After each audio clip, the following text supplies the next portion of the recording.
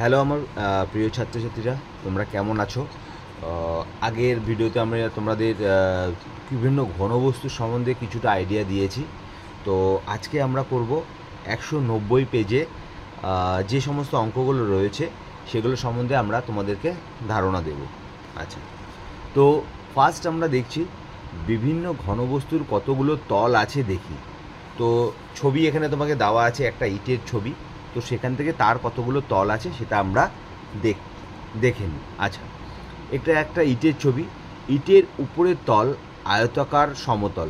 উপরের যে তলটা থাকে সেটা হচ্ছে আয়তাকার, যার আয়তাকার আমরা বলতে কি বুঝি সেটাও তোমরা জানো, যে যার পরস্পর যে বিপরীত বাহু দৈর্ঘ্য সমান, হ্যাঁ, এবং সেই কারণে তাদেরকে আমরা বলি তোমার আয়তাকার। আয়তাকার পরস্পর বিপরীত বাহু, কিন্তু মানে তোমার চারটে বাহুই কিন্তু সমতল সমান নয়। চারটে বাহু সমান হলে সেটা কিন্তু তোমার হয়ে যাবে বর্গক্ষেত্র।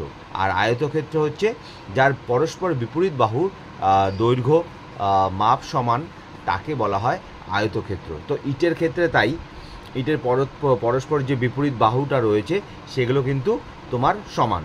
তাই কী বলেছে, ইটের উপরের তল আয়তাকার সমতল। ইটের এইরকম ড্যাশটি তল সমতল আছে।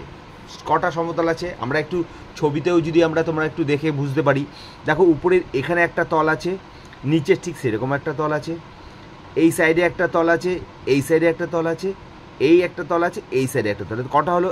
এক, নিচে এক, 2, 3, 4, 5, 6। তাহলে আমরা এখানে কি লিখব? ইটের এরকম ছটি সমতল আছে। আচ্ছা, তারপরে কি বলছে, ইটের দুটো তল একটা প্রান্তরেখা বা ধারে মিশেছে। দুটো তল আমাদের কি বলছে, একটা প্রান্তরেখা বা তোমার ইয়েতে ধারে মিশেছে। কীরকম ধার? ধরো এটা একটা সমতল, এটা একটা সমতল, এটা একটা এই ধারটায় মিশেছে। ব্যাপারটা বোঝো, এই একটা সমতল, এটা একটা সমতল, এটা কোথায় গিয়ে মিশেছে? এই ধারে মিশেছে। আবার এটা একটা সমতল, এটা সমতল, এটা কোন ধারে? এই ধারে মিশেছে। ঠিক এরকমভাবে তোমার কি বলেছে, ইটের এরকম ড্যাশটি ধার আছে। কটা ধার আছে আমরা প্র্যাকটিক্যালি দেখে নিই। প্র্যাকটিক্যাল দেখলেই বুঝতে পারবো। এই সমতলটা এটা একটা ধার। আচ্ছা, যদি এই সাইডের একটা সমতল ধরো আর এটা ধরো, এটা তাহলে এটা একটা ধার। তারপরে নিচের সমতলটা আর এই সমতলটা এই ধারে মিশেছে, এই সমতলটা এই ধারে মিশেছে।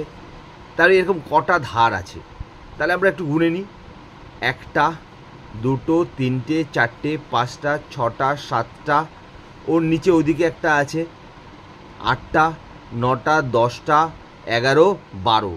ঠিক আছে, একটা ইট যদি আমরা কল্পনা করো তাহলে কটা তল আছে তোমরা গুনে নিজে দেখবে যে এরকম 12টি ধার আছে। যে সমতলগুলো তোমার পরস্পর পাশাপাশি, যে দুটো সমতল তারা এক একটা ধারের সাথে গিয়ে মিলিত হয়েছে। এরকম কটা ধার আছে? একটা ইটকে যদি আমি বোঝালাম তোমাদেরকে যে এখানে একটা তল আর এটা তল, এই তলটা এই ধারে, তারপরে এই তলটা আর এই তলটা এই ধারে, তারপরে তুমি ঠিক যদি ওই সাইডে, যেমন এই সাইডে এই তলটা আছে, ওই সাইডে একটা তল আছে, ওই তলটা আর এই তলটা এই ধারে, ওই তলটা এই ধারে। তো এইভাবে নিয়ে তোমরা ধারগুলো একটা ইটকে সামনে রেখে নিয়ে দেখে নেবে যে এরকম 12টি ধার আছে। বোঝা গেল? আচ্ছা, এরপরে ইটের তলগুলো উঁচু নিচু নয়, তাই এগুলো ড্যাশ। তাহলে কি বলছে, ইটের যে তলগুলো আছে না, এগুলো উঁচু নিচু হয় না, একটা সমান হয়, তাই এগুলো বলা হয় সমতল। এগুলোকে কি বলা হয়? এগুলো সমতল।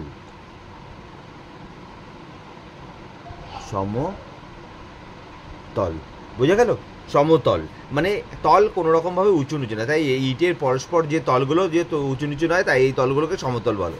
আচ্ছা, তারপরে কি বলছে, কিন্তু ভাঙা পাথরের উপরিতল নিচু তল, তাই এই তল বক্রতল।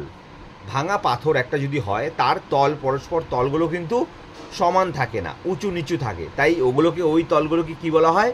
বক্রতল। জিনিসটা বুঝে রাখবে যে বক্রতল কাকে বলে, আমরা বুঝে গেলাম। ঠিক আছে? আচ্ছা, ইটের একটি আয়তাকার তলের ড্যাশটি শীর্ষবিন্দু থাকে। তাহলে একটা আয়তাকার, বলছি ইটের একটি আয়তাকার তলের ড্যাশটি শীর্ষবিন্দু থাকে। ধরো এইটা তো ইটের একটা আয়তাকার, এই যে এইটা এইটা এইটা এইটা এইটা, এটা হচ্ছে আয়তাকার একটা তল। এই তলের ড্যাশটি শীর্ষবিন্দু আছে। কটা শীর্ষবিন্দু? এক একটা বাহু যেখানে গিয়ে বা ইয়েটা তোমার যেখানে মিলিত হয়েছে সেটা হচ্ছে এক একটা শীর্ষবিন্দু। তাহলে দেখো এইটা আর এইটা মিলিত হয়েছে এখানে, এটা আর এটা এখানে, এটা আর এটা এখানে, এটা আর এটা এখানে। তাহলে কটা বেরোলো? 1 2 3 4। তাহলে 4টি শীর্ষবিন্দু আছে। ঠিক আছে, এখানে আমাদের লিখতে হবে 4টি শীর্ষবিন্দু আছে। ঠিক আছে, আচ্ছা এরপরে তাহলে আমরা দেখো একটি ইটের ড্যাশটি শীর্ষবিন্দু আছে। একটা ইটের একটা তলের 4টি শীর্ষবিন্দু হতে পারে, কিন্তু একটা পুরো ইটের কটা শীর্ষবিন্দু থাকবে কল্পনা করো। দেখো এটা একটা তল, তার নিচে একটা তল আছে, তেমনি তারও এখানে একটা, এখানে একটা, এখানে একটা, আর ওই সাইডে একটা শীর্ষবিন্দু আছে। আচ্ছা, এই শীর্ষবিন্দু কিন্তু এই তলের মধ্যেও বর্তমান, এটা মাথায় রাখবে। এই যে আমরা এখানে 1 2 3 4টে, আর নিচে এখানে 1 2 3টে, ওই সাইডে একটা আছে 4টে। তো এই 4টে, উপরের 4টে, নিচের 4টে শীর্ষবিন্দু, তুমি দেখো যদি তুমি এই তলটাকেও একটা সমতল ধরো, তাহলে এখানে যে 4টে বিন্দু হলো সেটা কিন্তু এই তলের ভেতরেও রয়েছে, এই তলের ভেতরেও রয়েছে। তেমনি এটাকে যদি একটা আয়তকার ধরো, সমতল ধরো, তাহলে এইটা, এটা, এটা, এটা, এই 4টেও কিন্তু তোমার এই তলের বা নিচের তলের মধ্যেই এই 4টে বর্তমান। তাহলে আমাকে চিন্তা করতে হবে ইটের দুটো প্রান্তকে, 4টা। তো ইটের সমস্ত প্রান্তগুলো চিন্তা করে রাখবে না, তার সবকটা শীর্ষবিন্দু কিন্তু তার আদার্স সমতলগুলোর মধ্যেই বর্তমান। তাহলে এখানে যদি 4টে শীর্ষবিন্দু হয়, নিচেও 4টে শীর্ষবিন্দু, তাহলে 4টে 4টে 8টা। এই 8টায় কিন্তু প্রতিটা সমতলের সাথে তোমার বর্তমান। তাই জন্য আমাদের একটা ইটের কটা বলতে হবে? 8টি শীর্ষবিন্দু আছে। বোঝা গেল? একটা ইট যদি আমাদের একটা ঘনবস্তু হয়, সেই ঘনবস্তুটাকে তার সম্বন্ধে আমরা বিভিন্ন তল সম্বন্ধে আমরা বিভিন্ন রকম জিনিসগুলো জানলাম। যে ইটের একটা এরকম 6টি সমতল আছে। কটা তল আছে? সমতল আছে 6টা। তারপরে তোমার ইটের এইরকম 12টি ধার আছে। তো ধারগুলো আমরা তোমার একটা ইট নিয়ে আমরা বুঝিয়ে দিলাম, আর তোমরাও প্র্যাকটিক্যাল করে দেখবে যে কটা ধার আছে। ইটের এই উঁচু নিচু বলেছি, ইটের সমতলগুলি উঁচু নিচু নয়, তাই এগুলোকে আমরা কি বলি? সমতল বলি। এটাও আমরা জানলাম। এতে আয়তাকার তলের ড্যাশটি শীর্ষবিন্দু আছে, একটা তলের 4টি শীর্ষবিন্দু আছে, আর একটা ইটের 8টি শীর্ষবিন্দু টোটাল আছে। এটার সম্বন্ধে আমরা জানলাম। ওকে, আচ্ছা এটা আমাদের হয়ে যাওয়ার পরে আমরা এখানে একটা ছক দিয়েছে একটা, সেই ছকটাকে আমাদেরকে পূরণ করতে হবে। আচ্ছা কি বলছে দেখো, নিজে করি। ঘনবস্তুর উদাহরণ কি দিয়েছে? বই এবং বাক্স। বই বাক্স তোমরা ভালো মতনই চিনতে পারো। একটা বাক্স কিন্তু তুমি একটা ইটকে যদি কল্পনা করো, একটা বাক্স কিন্তু ঠিক সেম। বইও কিন্তু একটা ইটকে যেরকম কল্পনা করতে পারো, সেরকমই কিন্তু বইও সেম। ঠিক আছে, তো তলের সংখ্যা, তল কটা আছে? আমরা এই কিছুক্ষণ আগেও ইটের সম্বন্ধে গিয়ে ধারণা নিয়েছি যে তার তল কটা আছে। আমরা দেখেছিলাম একটা ইটের তোমার 6টা তল আছে। তাহলে আমরা এখানে লিখব 6টা। ঠিক আছে, 6টি। একটা বই বাক্স দুটোই সেম, দুটোরই মধ্যে কিন্তু তোমার তলের সংখ্যা কত? তলের সংখ্যা হচ্ছে 6টি। আচ্ছা, তলের ধরনটা বলেছে কীরকম? তলের ধরনটা আমরা কি বলবো? তলের তোমার সমতল কি বক্রতল কি টাইপের, কি ধরনের তোমার তল আছে এটা? আচ্ছা এখানে বলেছে তলের ধরন। তলের ধরন কেমন হবে? এটা সমতল। এটাকে হবে হচ্ছে সমতল, কারণ একটা বই আর একটা বাক্স এটা কিন্তু বক্রতল হয় না, তাহলে এটা সমতল। বোঝা গেল? আচ্ছা, তারপরে কি বলেছে? প্রান্তরেখার সংখ্যা। প্রান্তরেখার সংখ্যা কটা হবে বলো? তাহলে প্রান্তরেখা আমরা কি বলেছিলাম? যে তোমার দুটো তল যে তোমার যে জায়গায় মিশেছে সেটাকে আমরা ধরেছিলাম প্রান্তরেখা। তাহলে এরকম কটা রেখা আছে আমরা জানি। এই যেমন ইটের ক্ষেত্রে আমরা ধরেছিলাম যে ধার বা প্রান্তরেখা দুটো সমান কথা। তুমি প্রান্তরেখা কাকে বলে বা ধার কাকে বলে, দুটোই হচ্ছে সমান। তাহলে প্রান্তরেখার সংখ্যা কটা হবে? 12টি। আমরা আগেও দেখেছি। কিভাবে দেখেছি সেটাও আরও একবার দেখিয়ে দিচ্ছি। এই তল আর এই তলের প্রান্তরেখা কোনটা, এই সাইডের যে রেখাগুলো সেগুলো হচ্ছে প্রান্তরেখা। এইটা একটা, এটা একটা, এটা একটা, এটা একটা। তাহলে এরকম যদি এখানে 4টে থাকে, নিচেও 4টে আছে, এই সাইডে কটা আছে, 4টে 4টে 8টা। তাহলে দেখো তোমার হয়ে গেল এখানে 8টা। আচ্ছা, তেমনি তোমার আমাদের টোটাল সংখ্যাটা কটা হচ্ছে 12টা আছে তোমার প্রান্তরেখা। তাহলে 12টা বুঝতে পারলে তো? 12টা আমরা আগে যেমন বসেছি, এই যে একটা তল, এই তলটা আর এই তলটা মিশেছে এই ধারে, তারপরে তেমনি তোমার এই তলটা আর এই তলটা মিশেছে এই ধারে। তো এরকম তুমি ধার তোমরা দেখে নেবে, এইটার সঙ্গে 12টি আছে। আচ্ছা, শীর্ষবিন্দুর সংখ্যা কটা আছে আমরা বলেছিলাম যে শীর্ষবিন্দুর সংখ্যা আছে টোটাল 8খানা। এই সমতল আর এই সমতলের নিচে যে এখানে একটা, এটা একটা, এটা একটা, এটা একটা, এই শীর্ষবিন্দু হচ্ছে তোমার 4টে, নিচে হচ্ছে 4টে। তবে আবার এই তলের কিন্তু এই যে নিচে যে 4টে আছে, এই একটা দুটো, আবার এই তলের একটা দুটো, তাহলে এই তলের ক্ষেত্রে কিন্তু এই শীর্ষবিন্দুটাও বর্তমান। তাই আমরা বিচার করে দেবে যে কোনো দুটো প্রান্তের যে শীর্ষবিন্দুর সংখ্যা টোটাল হয় সেটা কিন্তু বাকি তলগুলোর সাথেও বর্তমান। তাই শীর্ষবিন্দুর সংখ্যা হচ্ছে তোমার 8টি। বোঝা গেল? 8টি শীর্ষবিন্দু আছে, ঠিক আছে? আচ্ছা, এরপরে আমাদেরকে আর একটা জিনিস কি বলছে, ইটের প্রতিটি তল আয়তাকার ও তলগুলো তার পাশের তলের সঙ্গে সমকোণে নত থাকে। তাই এই আকৃতির ঘনবস্তুগুলোর নাম আয়তঘন বা সমকোণী চৌপাল।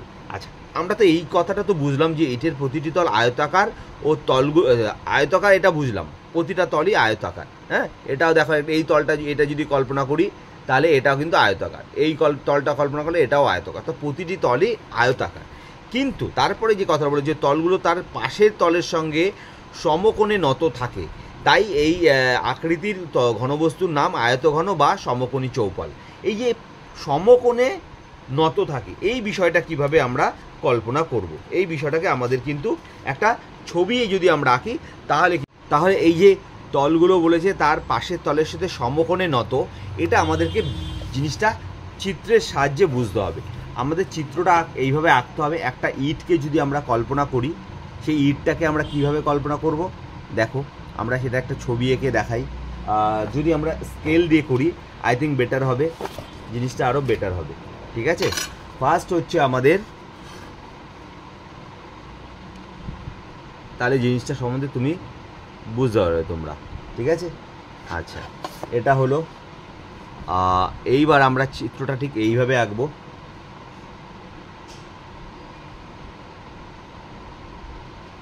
এটা করলাম। আচ্ছা, এরপরে করলাম হচ্ছে এটা করলাম, বোঝা গেল? আর একটু ছবিটা একটু বড় করি, এটা করলাম। তারপরে কি করব, আমরা এই দুটোকে যুক্ত করে দেবো, এই দুটোকে যুক্ত করে দিলাম, বোঝা গেল? আচ্ছা, এইবার এখান থেকে একটা সোজা কিছুটা একটা দাগ আঁকি, বোঝা গেল? আচ্ছা, এখান থেকে একটা সোজা চিত্র আঁকি, দাগ টানি, ঠিক আছে? বোঝা গেল? আচ্ছা, এইবার আমরা কি করব, এটাকে জুড়ে দিলাম, বোঝা গেল? আচ্ছা, এরপরে আমরা কি করব, এখান থেকে একটা দাগকে আমরা টানবো, ঠিক আছে? কতটা পর্যন্ত টানবো, আমরা এর কোনাকুনি মোটামুটি একটা টানবো, এটা টানলাম। আচ্ছা, এইবার কি করব, আমরা এই দুটোকে যুক্ত করে দেবো, ঠিক আছে? তো মোটামুটি একটা তোমার ইটের ছবি কিন্তু আমাদের, বা বইয়ের বা বাক্সের ছবি আমাদের মোটামুটি এটা একটা আসলো। এইবার বলেছে দেখো, ধরো তোমার এইটা একটা তল, এইটা একটা তল, এইটা পুরো একটা তল, আর ধরো এর পাশে একটা তল। এই তল দুটো আমরা হাত দিয়ে একটু কল্পনা করি, চিন্তা করি, এই তল দুটো কিন্তু এইভাবে আছে, ঠিক আছে? তোমরা বুঝতে পারছো, এটা একটা তল এরকম, আর এই উপরের যে তলটা এরকম। তো এই যে দুটো তোমার এখানে ধরো এই তলটা আর এই তলটা, এখানে যে গ্যাপটা তৈরি হয়েছে এটা কিন্তু সমান, মানে যেটাকে আমরা 90 ডিগ্রি বলি, যে একটা সোজা রেখার ওপরে আর একটা সোজা রেখা যদি তোমার টাচ করে, একদম লম্বালম্বিভাবে টাচ করে, তাতে যে কোণ উৎপন্ন হয় তাকে বলা হয় 90 ডিগ্রি, এবং সেটাকে বলা হয় সমকোণ, যেটাকে আমরা বলা হয় সমকোণ। এখানে কিন্তু কথাটা এটাই বলেছে, যেটা আমি তোমাদেরকে ছবি এঁকে দিয়ে তোমাদেরকে বোঝানোর চেষ্টা করলাম, যে তল, ওই যে কী বলেছে, ইটের প্রতিটি তল আয়তাকার ও তলগুলো তার পাশের তলের সঙ্গে সমকোণে নত থাকে। সমকোণ কাকে বলে? 90 ডিগ্রি কোণকে বলা হয় সমকোণ। তাহলে সমকোণে নত থাকে বিষয়টা সম্বন্ধে কিন্তু তোমাদের ধারণা তৈরি করতে পারলাম। বুঝতে পারলে কীভাবে? যে একটা তোমার এই একটা যদি তল ধরো ইটের, আমার হাত দিয়ে আমি জিনিসটা বোঝালাম, আর একটা উপর দিয়ে এরকম একটা তল আসছে, তো এর ভেতরে যে কোণ তৈরি হচ্ছে এটা কিন্তু সবসময় সব কোণের সব তলের সাথে, মানে তার পাশের তলের সাথে তার পাশের তল যখন যুক্ত হচ্ছে, তাহলে ওটা কিন্তু সবসময় 90 ডিগ্রি অ্যাঙ্গেলেই থাকছে, এবং তাই জন্য এটাকে বলা হয়, তাই জন্য এখানে বলে যে তলগুলো তার পাশের তলের সঙ্গে সমকোণে নত থাকে। তো সমকোণে নত থাকে ব্যাপারটা বুঝতে পারলে? তাই এখানে কি বলছে, ইটের প্রতিটি তল আয়তাকার ও তলগুলো তার পাশের তলের সঙ্গে সমকোণে নত থাকে, তাই এই আকৃতির ঘনবস্তুগুলোর নাম আয়তঘন বা সমকোণী চৌপল। ব্যাপারটা বুঝে গেল? সমকোণী চৌপল। আচ্ছা, বিভিন্ন আয়তঘনকের উদাহরণ দাও। এখানে যেটা পরে যেটা বলেছে যে তোমার বিভিন্ন আয়তঘনকের উদাহরণ দাও, এই ছকে তোমাকে লিখতে হবে। তো আমরা কি লিখতে পারি? আয়তঘন আমরা যেহেতু জানি প্রতিটি তল সমতল থাকতে হবে, এবং তার পাশে একটা তল তার পাশের তল সবসময় যেখানে যুক্ত হবে তারা সমসময় সমকোণে নত থাকবে, তাই আমরা বলতে পারি, ধরো বই বলি, বই বললাম, তারপরে ধরো আমরা কি বললাম, বাক্স, বাক্স, তারপরে ধরো তোমার বাক্স বললাম, তারপরে তুমি ধরো বাড়িতে যে একটা আলমারি আছে, সেটাও কিন্তু তোমার সমকোণী চৌপল বা আয়তঘন। ধরো আমরা এখানে লিখলাম আলমারি, ঠিক আছে? তাহলে বোঝা গেল আমাদের আয়তঘন বা আয়তঘনকেরই অপর নাম সমকোণী চৌপল। তাহলে আয়তঘন বা সমকোণী চৌপল সম্বন্ধে তোমাদের ধারণা একদম স্পষ্ট হলো, তো জিনিসটা বুঝতে পারলে। আচ্ছা, এরপরে কি বলছে? এরপরে যেটা বলছে যে তোমার আবার দেখি, লুডুর ছক্কার প্রতিটি তল বর্গ ক্ষেত্রাকার। লুডুর ছক্কা, এখানে কিন্তু সম্বন্ধে তুমি একটা জাস্ট তোমাদের ধারণা তৈরি হওয়া উচিত যে লুডুর ছক্কাটা কীরকম। তা লুডুর ছক্কাটা তোমরা ছবিতে দেখেই নিচ্ছ, একটু সাইড করে দেখাচ্ছি তোমাদের। এটা হচ্ছে লুডুর ছক্কা।